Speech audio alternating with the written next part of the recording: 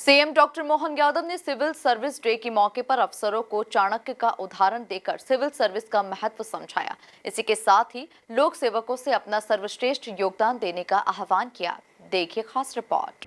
उन्होंने कहा कि ये केस देश को गुमराह करने और असली मुद्दों से ध्यान भटकाने की भाजपा की साजिश है। शैलजा ने कहा कि कांग्रेस नेता सोनिया गांधी और राहुल गांधी के खिलाफ ईडी के द्वारा दायर चार्जशीट में कोई ठोस आधार नहीं है। जब कोई धन का लेन देन ही नहीं हुआ तो मनी लॉन्ड्रिंग का सवाल ही नहीं उठता।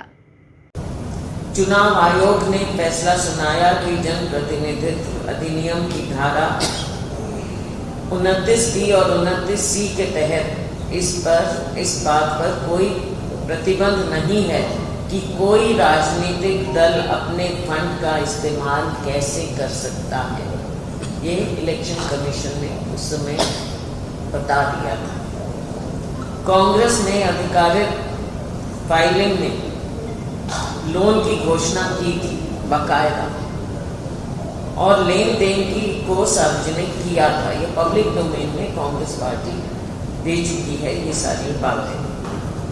सुब्रमण्यम स्वामी की शिकायत जिसे 2012 में चुनाव आयोग ने खारिज किया था, बाद में ईडी द्वारा लगभग 3 वर्षों तक जांच की गई थी।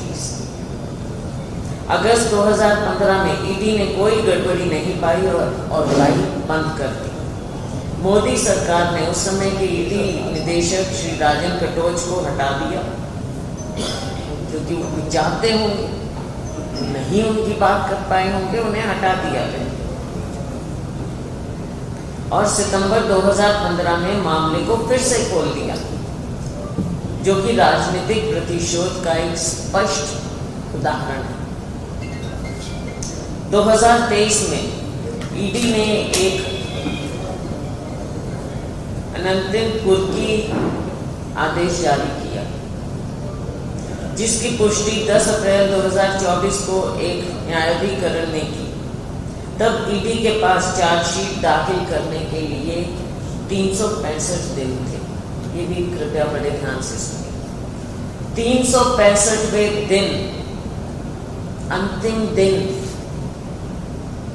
9 अप्रैल 2025 ईडी ने चार्जशीट दाखिल की, जिसे अब सार्वजनिक किया गया। लास्ट डे में करते पूरा साल कुछ नहीं मिला, कुछ नहीं कर पाए, लेकिन पॉलिटिकल मैंडेट का राजनीतिक प्रतिशोध का ये उदाहरण आप देख लीजिए।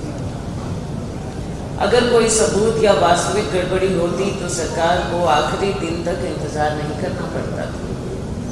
यह देरी मोदी सरकार की हताशा और नैतिक राजनीतिक दिवालियापन दोनों को दर्शाती। कुछ बातें मैं फिर से आपके सामने रखूंगी। यंग इंडियन ने एजेएल का अधिग्रहण नहीं किया।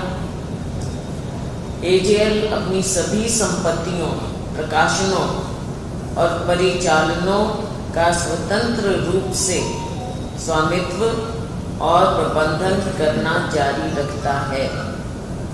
एजेएल के 700 शेयरधारकों द्वारा स्वीकृत ऋण से इक्विटी रूपांतरण के बाद ही यंग इंडियन शेयरधारक बना। यंग इंडियन धारा 25 के तहत नॉन प्रॉफिट कंपनी है।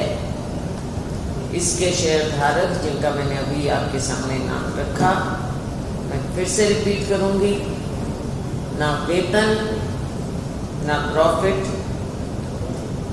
ना डिविडेंड ना ले सकते हैं और ना ही अपने शेयर बेच सकते हैं। उन्होंने इसे राजनीतिक प्रतिशोध बताते हुए कहा कि मोदी सरकार ने विपक्ष को डराने और बदनाम करने के लिए ईडी को चुनाव विभाग बना दिया है।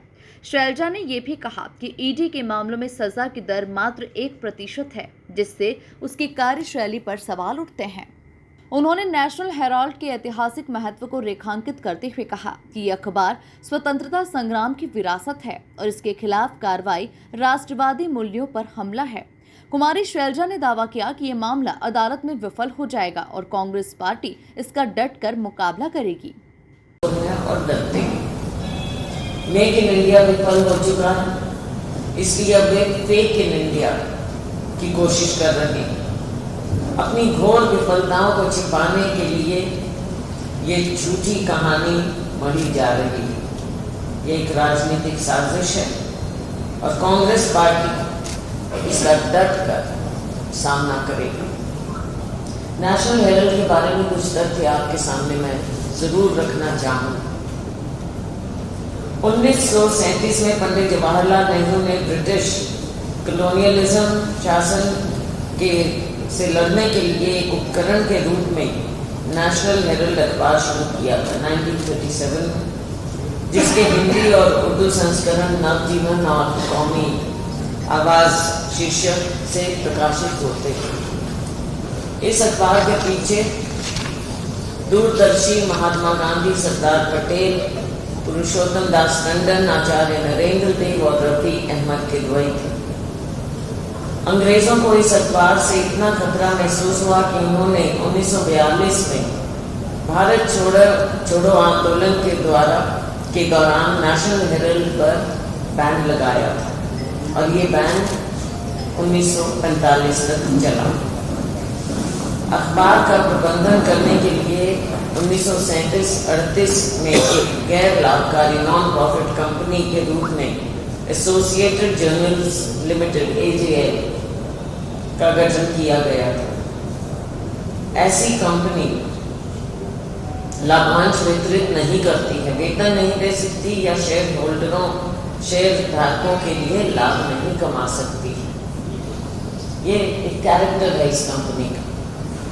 इसके शेयर व्यक्तिगत लाभ के लिए नहीं बेचे जा सकते और अगर ट्रांसफर किए जाते हैं तो उन्हें केवल किसी अन्य नॉन प्रॉफिट कंपनी को ही जाता है। कुल मिलाकर देखा जाए तो मध्य प्रदेश के भोपाल में अखिल भारतीय कांग्रेस कमेटी की महासचिव और लोकसभा सांसद कुमारी शैलजा ने नेशनल हेराल्ड मामले को लेकर केंद्र सरकार पर गंभीर आरोप लगाए। Bureau report, MP news, Bhopal.